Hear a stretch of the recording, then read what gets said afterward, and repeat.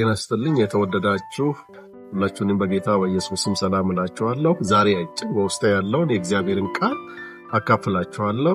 እንዲህ ይላል። ዘፍጥረት ምዕራፍ 3 ቁጥር 9 ላይ ያለውን ክፍል ነው ማነብላችሁ። እንዲህ ይላል።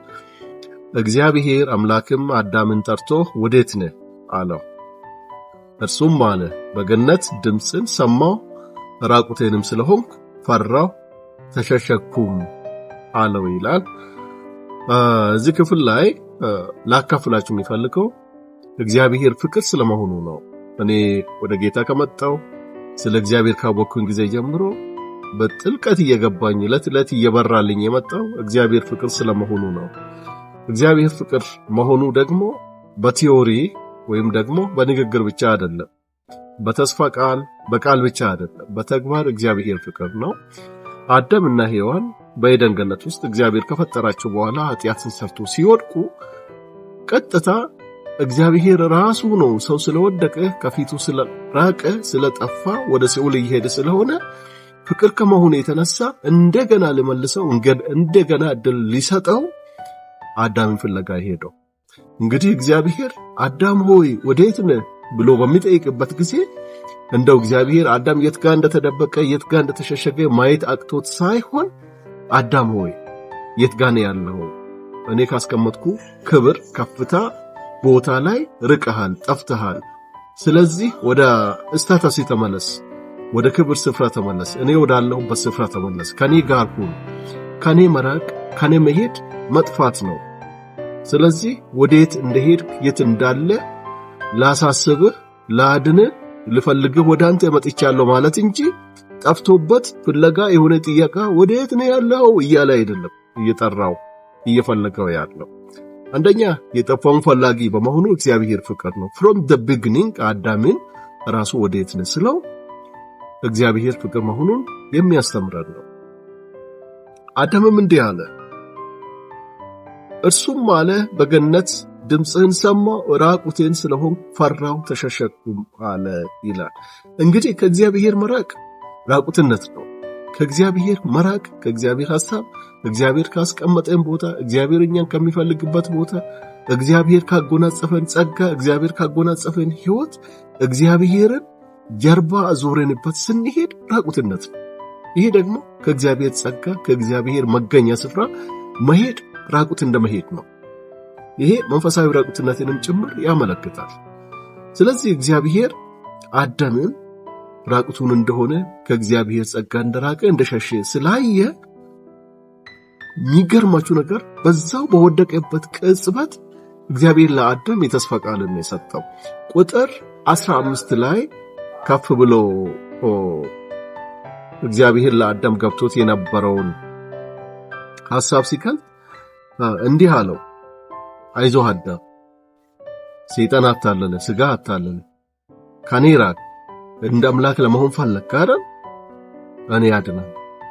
አንተንም ማድንበትን መንገድ አንድና አንድ ነው ብሎ የዚያኑ ጊዜ ነው እግዚአብሔር የተስፋ ቃል የሰጠው። በቁጥር 15 በአንተና በሴቲቱ መካከል በዘርና በዘርዋ መካከል ጠላትነትን አደርጋለሁ፣ እርሱም ራስን ይቀጠቅጣል፣ አንተን ሰኮናውን ትቀጠቅጣለህ ብሎ ሲናገር በአንተና በሴቲቱ መካከል በዘርና በዘርዋ መካከል ይላል።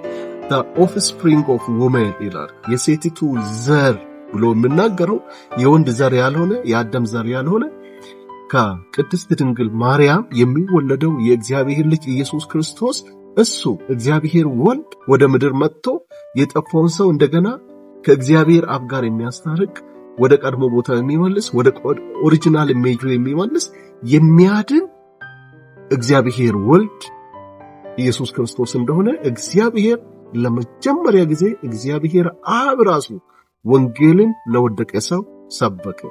ተስፋ ለቆረጠ ለወደቀ ሰው የምስራቹን የሰበከው እግዚአብሔር አብ ነው።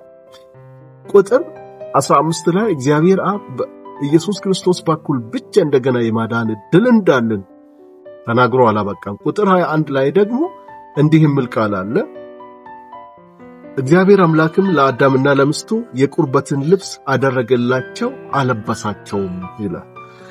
እግዚአብሔር አምላክም ለአዳምና ለሚስቱ የቁርበትን ልብስ አደረገላቸው አለበሳቸውም ይላል። እንግዲህ እግዚአብሔር በክርስቶስ ኢየሱስ በኩል ሰዎችን እንደሚያድን ቁጥር 15 ላይ 3:15 ላይ ከተናገረ በኋላ እግዚአብሔር ወልድ ደግሞ ሰዎችን የሚያድነው በመስቀል ላይ ሞቶ ደሙን አፍስሶ የሰውን ራቁትነት እንደሚሸፍን በዚህ በምሳሌያዊ አገላለጥ እግዚአብሔር በቁጥር 21 ላይ ያሳየናል። የሰውን ራቁትነት የሚሸፍነው የክርስቶስ ኢየሱስ የመስቀል ሞት ነው። የሰውን ኃጢአት የሚያስወግደው የክርስቶስ ኢየሱስ የደሙ በመስቀል ላይ መፍሰስ ነው። ለዚህ ነው ደም ሳይፈስ ስርየት የለም የሚለው።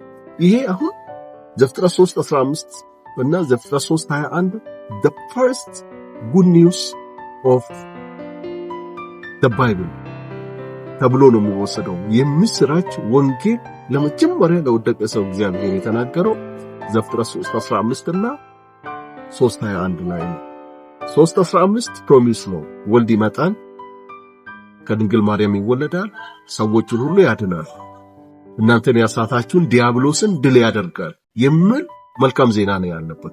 ቁጥር 21 ላይ ደግሞ ይህ የሚመጣው ወልድ ድልን የሚያጎናጽፋችሁ ኃጢአት ይቅርታ የሚያስገኝላችሁ ደሙን በማፍሰስ ነው፣ የመስዋዕት በግ በመሆን ነው። ስለዚህ ሰው የአዳም ዘር የሆነ ሰው ሁሉ ኃጢአተኛ ነው። ኃጢአት ያለበት ሁሉ ደም ሳይፈስለት ስርየት የለም። ለሰው ልጆች ሁሉ ደሙን ያፈሰሰ የኃጢአት ስርየትን ያስገኝ ሰውን ከእግዚአብሔር አብ ጋር ያስታረቀ ሰው ከወደቀበት ስፍራ ወደ ቀድሞ ክብሩ መመለስ የቻለ እንዲሁ ደግሞ የሰው ራቁትነት የሸፈነ የእግዚአብሔር ልጅ ኢየሱስ ክርስቶስ ብቻ ነው። በሱ በኩል ብቻ ነው መዳን፣ በሌላ በማንም የለም። እንድንበት ዘንድ ከሰማይ በታች የተሰጠን ሌላ ስም የለምና የሚለው። ስለዚህ ይሄ the original gospel የሚባለው እንደ ኦልድ ቴስተመንት በመጀመሪያ በሙሴ መጽሐፍት ውስጥ በዘፍጥረት መጽሐፍ ውስጥ እግዚአብሔር ቃል የገባው ነው። ወንጌል ትናንትና የሆነ ወንጌል በዚህ በአዲስ ኪዳን ዘመን ብቻ የተሰበከ ሳይሆን from the beginning ወንጌል እግዚአብሔር አብ ለሰው ልጆች ያዘጋጀ መልካም የምስራች የዳንነት የተስፋ ቃል እንደሆነ ከዚህ እንረዳለን። ሌሎች የአዳም ዘር የሆኑት በሙሉ ነቢያት፣ ነገስታት፣ መሳፍንቶች ሁሉ እግዚአብሔር አብ ለሰው ልጆች የሰበከውን ዘፍጥረት 3:15 ላይ ቃል የገባውን እያሳዩ ደም ሳይፈስ ስርየት የለም የሚለውን እየተቀባበሉ መሲሁ ክርስቶስ ኢየሱስ በአካል መጥቶ ያንን ፉልፊል እስኪያደርግ ድረስ የዛ ምሳሌ እና ጥላዎች ሆኖ ሲያገለግሉ ነበር ያለው። ለዚህ ነው ጌታችን ኢየሱስ ክርስቶስ ወደ ምድር መጥቶ ሥጋ ለብሶ በምድር ላይ በሚመላለስበት ጊዜ መጽሐፍት ሁሉ ስለኔ ይናገራሉ ያለው። የነገስታት መጽሐፍት፣ የነቢያት መጽሐፍት ሁሉ ስለኔ ይናገራሉ ብሎ የተናገረው። ስለዚህ መጽሐፍት ሁሉ የሚናገሩለት የመሰከሩለት ኢየሱስ ክርስቶስ እግዚአብሔር አብ እንደነገረ መጣ፣ ዲያብሎስን ድል አደረገ፣ በመስቀል ላይ ሞተልን፣ ደሙን አፈሰሰ፣ የኃጢአት ስርየትን አስገኘልን፣ ከእግዚአብሔር አብ ጋር አስታረቀ፣ የእግዚአብሔር ልጆች አደረገን፣ የዘላለም ሕይወትን ሰጠን። በሱ በኩል ብቻ እኛ በመረጥነው መንገድ ሳይሆን ሰዎችን ሊያድን እግዚአብሔር በመረጠልን መንገድ ብቻ በማመን የዘላለም ሕይወት እናገኛለን። እኛ የምንፈጥራቸው መንገዶች ሃይማኖት ነው የሚባሉት። እግዚአብሔር የመረጠልን የዳንነት መንገድ ደግሞ እምነት ነው።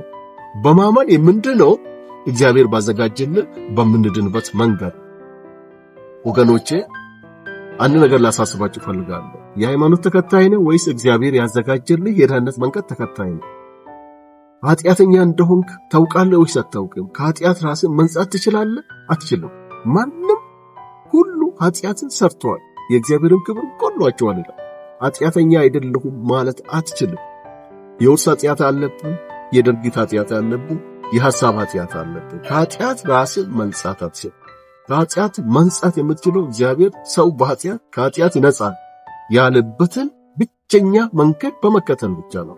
ስለዚህ እጋብዛችኋለሁ ጌታ ኢየሱስ ክርስቶስን የማታውቁ እሱ ብቸኛ የዘላለም ሕይወት ሰጪ፣ እውነተኛ መንገድ፣ እውነተኛ ሕይወትና እውነተኛ የኃጢአት ስርየት የሚያስገኝ ሊቀ ካህን እሱን ላስተዋውቃችሁ ፈልጋለሁ። የምታውቁት ቅረቡት፣ እወቁት፣ መስክሩት።